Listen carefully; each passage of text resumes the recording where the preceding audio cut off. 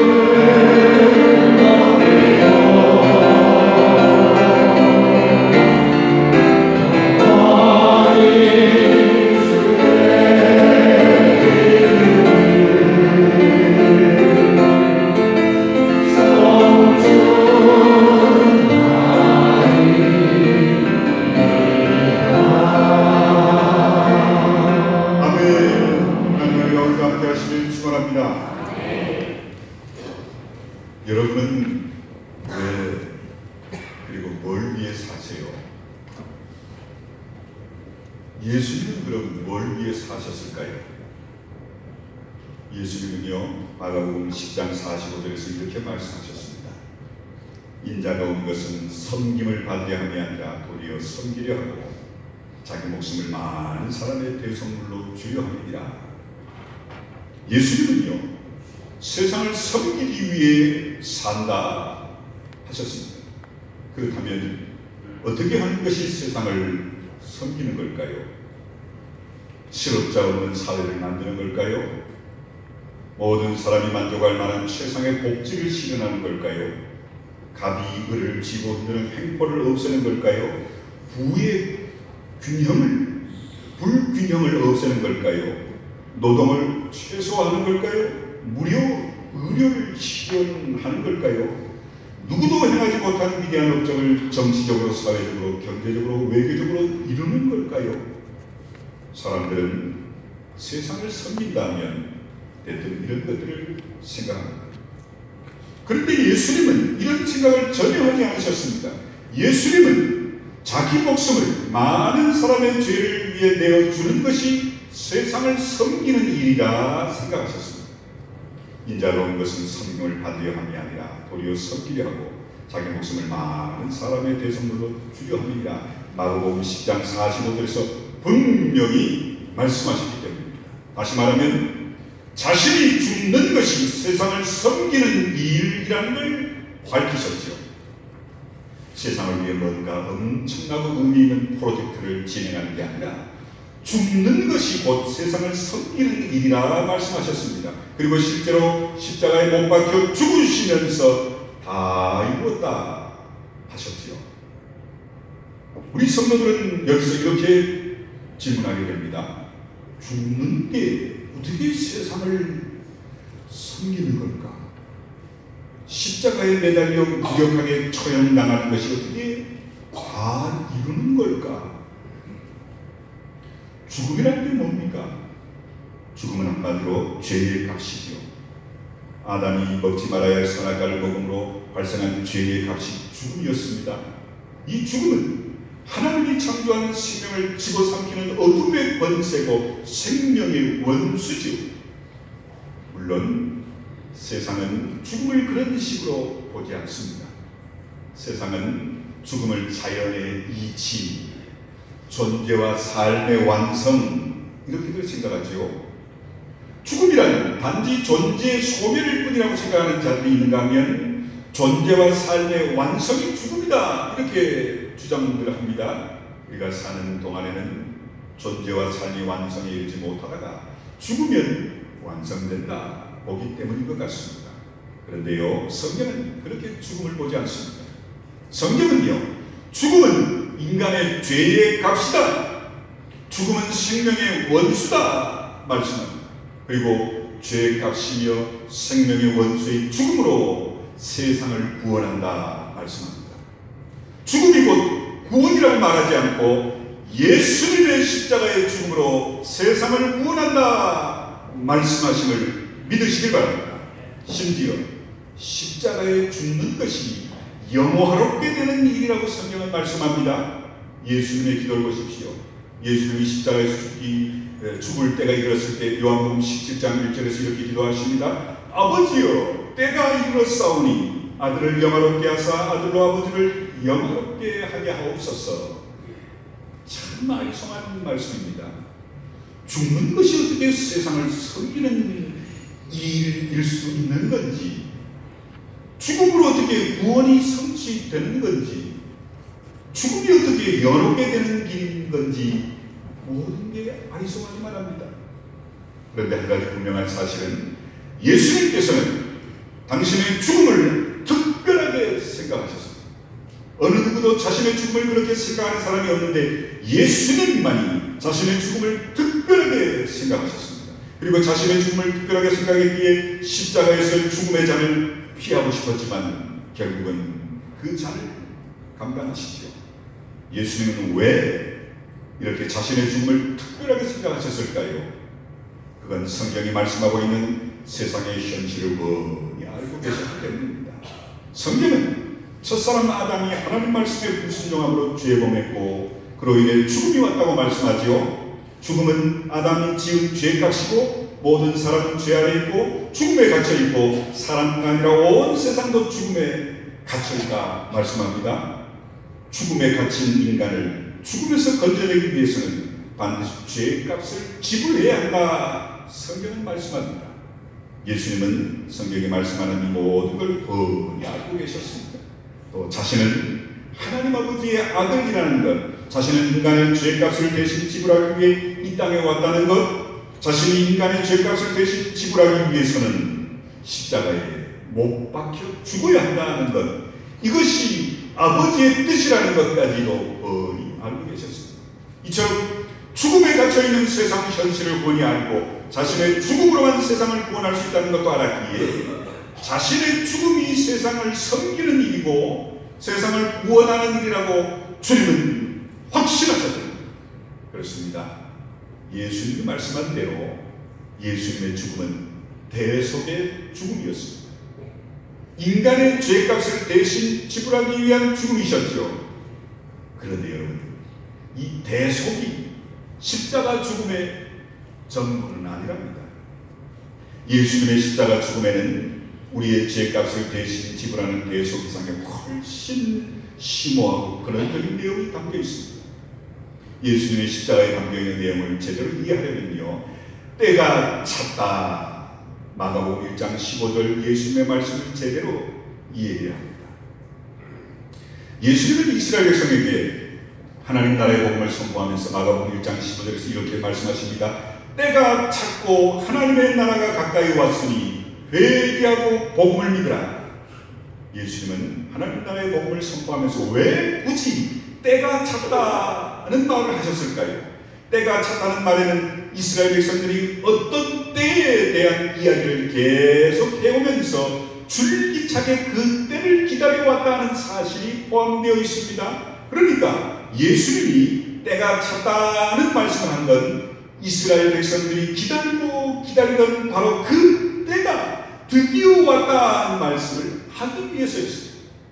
그리고 예수님께서 전한 이 복음은 누구도 기대하지 않았던 갑작스럽고 귀한 일에 관한 게 아니라 이스라엘 백성 전체가 오래전부터 듣고 기다려왔던 바로 그 일에 관한 이야기, 이스라엘 백성들이 학수고대하며 기다렸던 바로 그 일이 성취될 어떤 날에 대한 이야기라는 말을 하기 위해서입니다. 그렇다면 때가 찼다는 그 때는 과연 어떤 때일까요? 구약이 말하는 모든 것이 사실은요, 그 때에 관한 것인데 그 때가 어떤 때일까요? 가까운 과거로부터 살펴봅니다. 이사야 선지자는 그 때를 가리켜 여호와께서 이스라엘을 영화롭게 하는 날이라고 이사야 55장 5절에서 말했고요, 하나님의 말씀이 성취되는 날, 저들이 기쁨으로 나아가며 평안히 인도함을 받는 날, 산들과 언덕들이 저들 앞에서 노래 부르고 들의 모든 나무가 손뼉치는 날, 잣나무가 가시나무를 대신하고 화선류가 침대를 대신하는 날이라고 이사야 55장 11절 13절에서 말씀합니다. 또 여호와께서 기름 부음 받은 자를 보내사 가난한 자에게 아름다운 소식을 전하게 하는 날, 마음이 상한 자를 고치고 포로된 자에게 자유를 선포하고 모든 슬픈 자를 위로하되 슬퍼하는 자에게 화관을 주어 그 죄를 대신하며 기쁨의 기름으로 그 슬픔을 대신하며 찬송의 옷으로 그 근심을 대신하고 오래 황폐하였던 것을 다시 쌓는 날이라고 이사야 61장 1절 4절에서 말씀했습니다. 또 지혜와 총명의 영이 강림하여 공의로 다스리는 날이라고 말하면서 그 날에는 이리가 어린 양과 함께 살고 표범이 어린 염소와 함께 눕고 송아지와 어린 사자와 살찐 짐승이 함께 있어 어린아이에게 끌리고 암소와 곰이 함께 먹고 사자가 소처럼 풀을 먹고 젖 먹는 아이가 독사의 구멍에서 장난치고 물이 바다를 덮음같이 여호와를 아는 지식이 세상에 충만하게 될 것이라고 이사야 11장 1절 9절에서 말씀합니다. 에스겔 선지자는요, 그 때를 가리켜 여호와께서 자기 양을 찾되 흐리고 캄캄한 때에 그 흩어진 모든 곳에서 건져내는 날, 그들을 만민 가운데서 끌어내며 여러 백성 가운데서 모아 그 본토로 데리고 가서 이스라엘 산 위에와 시내가와 그 땅 모든 거주지에서 먹이되 좋은 꼴을 먹이고 그 우리를 이스라엘 높은 산 위에 두는 날, 한 목자를 그들 위에 세워 먹이게 하는 날, 여호와는 그들의 하나님이 되고 내 종 다윗은 그들 중에 왕이 되는 날이라고 에스겔 34장 11절 13절 23절 24절에서 말합니다. 다니엘은요, 그 때를 가리켜 옛적부터 항상 계신 이가 와서 지극히 높으신 이의 성도들을 위하여 원한을 풀어주시고 때가 이르매 성도들이 나라를 얻는 날이라고 다니엘 10장 22절에서 말합니다. 이 세 명의 선지자의 말을 종합하면 그날은 이스라엘이 회복되는 날이고 피조세계 전체가 구원받는 날임을 구약성경에도 분명히 말씀합니다.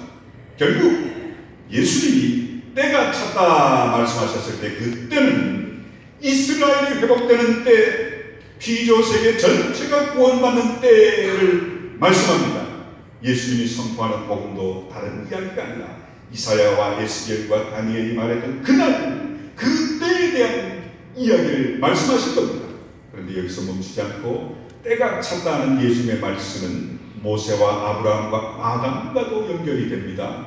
하나님 모세를 부르시고 출애굽기 6장 6절 7절에서 나는 여호와라 내가 애굽 사람의 무거운 짐 밑에서 너희를 빼내며 그들의 노역에서 너희를 건지며 편팔과 여러 큰 심판들로서 너희를 숙명하여 너희를 내 백성으로 삼고 나는 너희 하나님이 되리니 나는 애굽 사람의 무거운 짐 밑에서 너희를 빼낸 너희 하나님 여호와인 줄 너희가 알지라 말씀하십니다. 또 하나님은요, 갈대아 우르에 살던 아브라함을 부르시고 창세기 12장 2절에서 이렇게 말씀하십니다. 내가 너로 큰 민족을 이루고 내게 복을 주어 내 이름을 창대하게 하리니 너는 복이 될지라.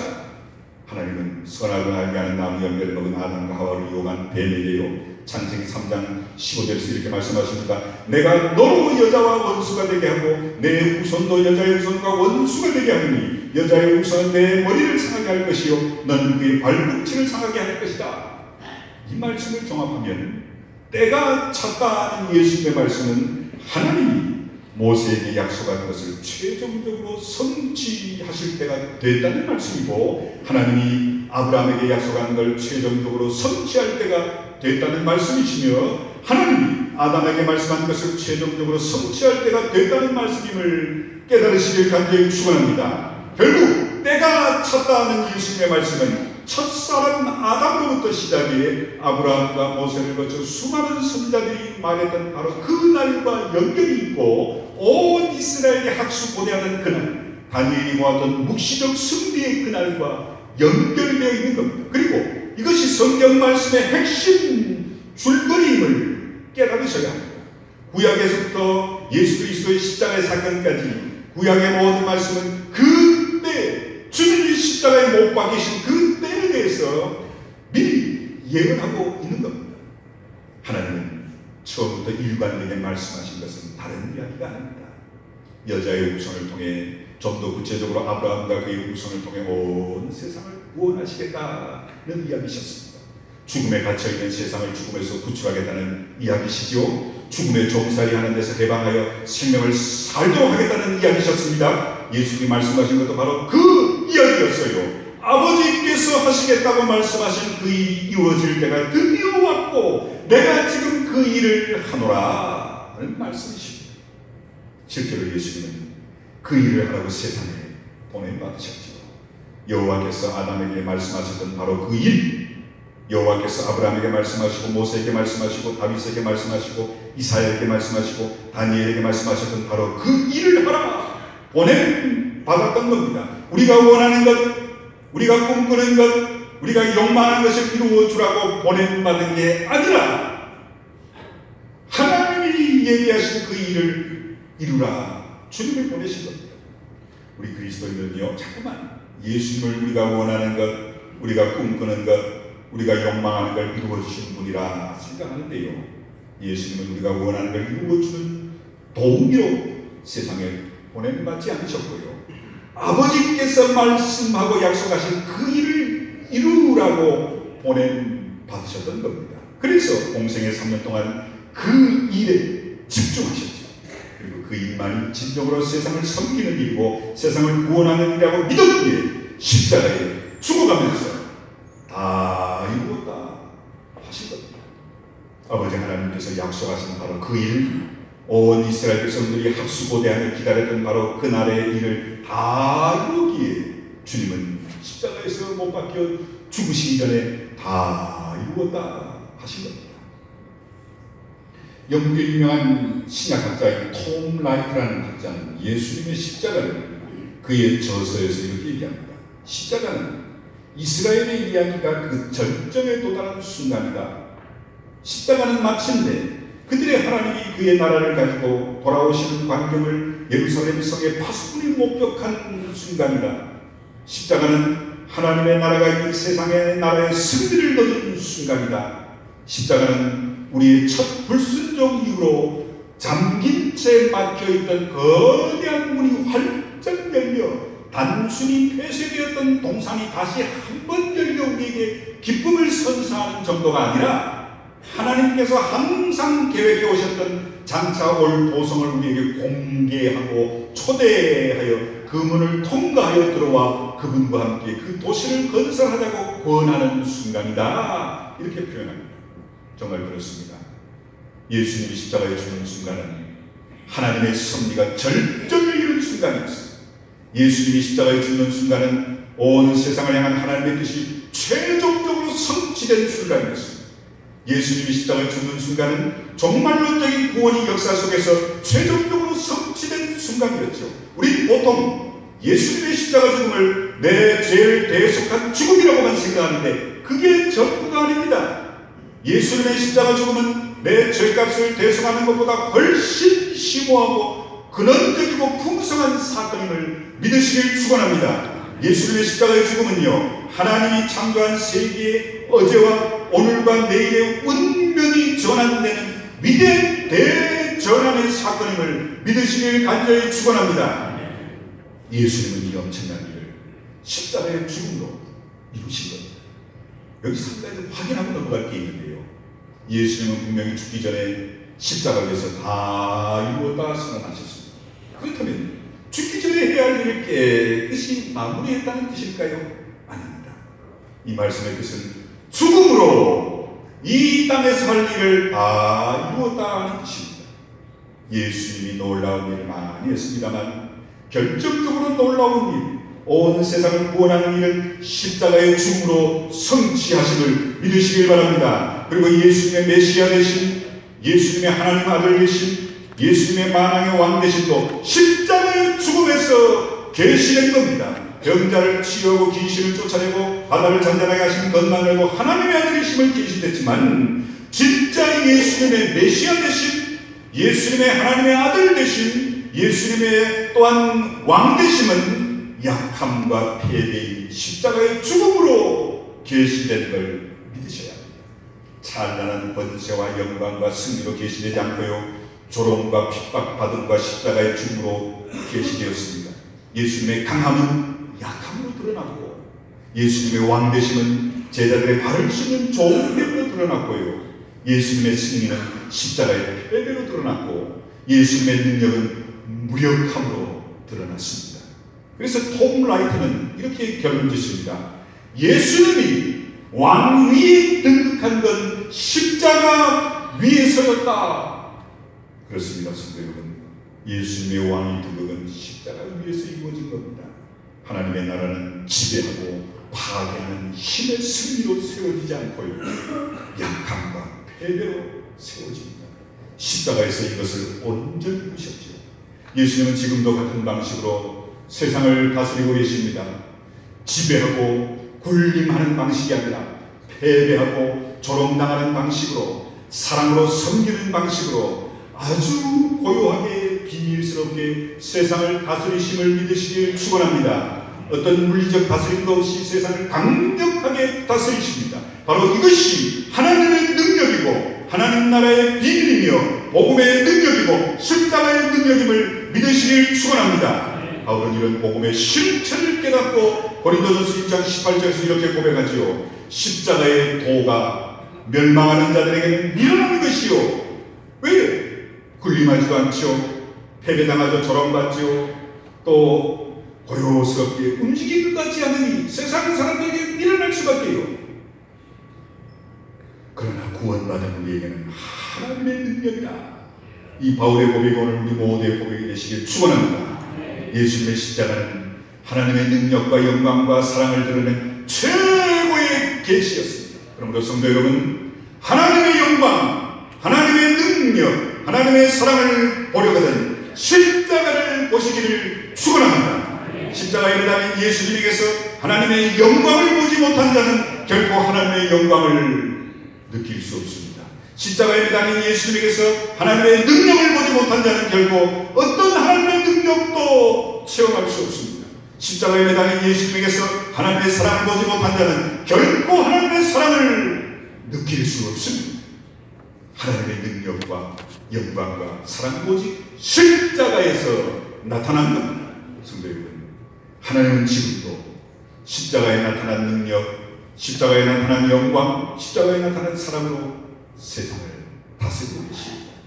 우리는 지배하고 군림하고 승리하는 방식으로 누구도 넘보지 못한 멋진 승리를 통해 하나님의 영광과 능력과 사랑을 드러내고 싶지만요, 하나님 그런 방식으로 영광받지 않으시고 그런 방식으로 하나님의 나라를 이루어가지 않으십니다. 하나님은 사랑이시기에 아들이신 예수님은 당신의 죽음으로 능력을 행하셨어요. 하나님은 사랑이시기에 예수님은 사랑하는 사람에게 패배하심으로 승리하셨죠. 오늘 우리가 하나님의 능력, 하나님의 영광, 하나님의 사랑을 드러내는 것도 이 십자가의 길밖에 없음을 믿으시길 바랍니다. 내가 조롱당하고 패배하는 길밖에 없습니다.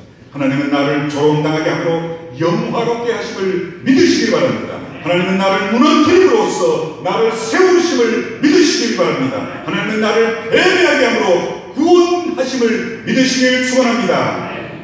사랑하는 성도 여러분, 분명히 기억하십시오.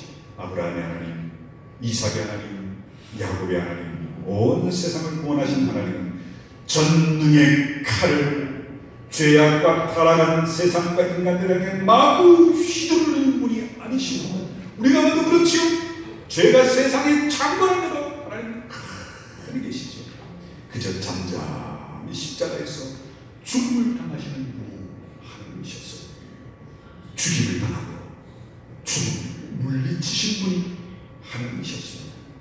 우리의 예상과 상상과 기대와는 완전히 어긋난 분이시죠. 이 하나님의 능력만이 참 능력이고, 이 하나님의 영광만이 참 영광이고, 이 하나님의 사랑만이 참 사랑임을 믿으시길 축원합니다. 나를 무너뜨림으로써 세우시는 그 하나님, 온 세상을 심판함으로 구원하시는 그 하나님을 믿으시길 축원합니다. 십자가에서 죽음으로 모든 걸 다 이루신 그 하나님을 찬양하고 예배하시는 오늘 우리 모두가 되시길 간절히 축원합니다. 그렇다면 성도 여러분, 여러분이 믿는 하나님은 어떤 하나님이셨습니까? 불의와 죄와 앞에 반칼에 다스려 주시길 원하는 하나님이시지 않으세요? 아닙니다. 성경이 증거하는 우리 하나님은요, 십자가 위에서 죽음을 승리하신 하나님, 그 하나님의 사랑과 은혜가 십자가 위에서 온전히 이루어짐으로 온 세상을 구원하시는 놀라운 능력과 유일한 구원의 길이 되시는 다시 한번 믿으시면서, 여러분, 내가 믿는 하나님을 십자가 위에서 다시 한번 찾고 발견하고 누리시는 여러분 모두 되시길 간절히 축원합니다. 기도하겠습니다. 고마우신 아버지 하나님, 감사합니다. 내가 믿는 하나님은 세상을 향한 단호한 심판과 채찍과 칼을 휘두르는 분이 아니시라. 저들을 사랑하시기 때문에 오히려 십자가에 죽으심으로 사랑을 실천하셨고 저들을 살리시는 놀라운 은혜를 허락해 주시는 하나님이심을 깨닫게 해 주옵소서. 우리가 실패함으로 다시 세우시는 하나님, 우리가 죽지만 다시 살리시는 하나님, 우리가 넘어지지만 다시 일으키시는 하나님, 이 하나님을 십자가에서 다시 깨닫고 확신하며 누리는 우리 온 성도들 되게 주시옵소서. 예수님의 이름으로 기도합니다. 아멘.